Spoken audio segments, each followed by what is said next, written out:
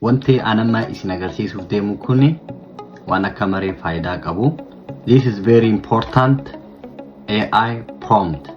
Wanti anamma isin agarsiisuuf deemu kuni DeepSeek ta'ee, ChatGPT ta'ee, akkasuma Claude ta'ee, artificial intelligence yeroo fayyadamtan yoo waan anamma isin jedhe kanatti galchitan deebii irraa argattanii jechaadha. Deebii rakkoon isaas yeroo ammaa kan artificial intelligence ChatGPT ta'ee DeepSeek ta'ee yeroo isin gaafii gaafattan gaaficha artificial intelligence kun karaan inni program ittiin ta'ee karaa deebii waan isin barbaadan akka dhageettanitti gaafii isin gaafatan san deebii isin kenna. Garuu haa ta'uuti wanti sun immoo wrongidha jecha. Fakkeenyaaf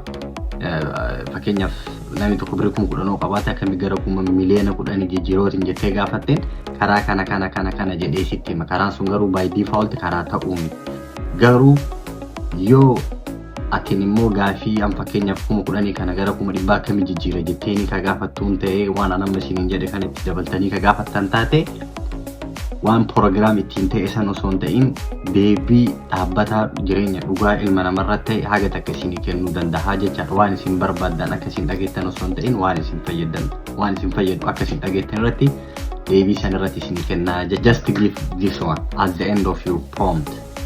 Waan anamma isin jedhu kana gara dhumarratti kennaaf yookiin immoo itti galcha. Give me the answer, then destroy your own answer. Yoo jettanii waan kana kasi gaafattan gaafii isin gaafattaniif deebii dhugaa isin kennu yookiin immoo waan qabatama ta'e isin kennaa jecha. Deebii isaa san ignore gootanii yookiin immoo dhiisii kaa'ama kan keessan dhiisiti kan barbaachisu kana nuu kennettaniin kan jireenya keessan keessatti isin fayyadu jecha.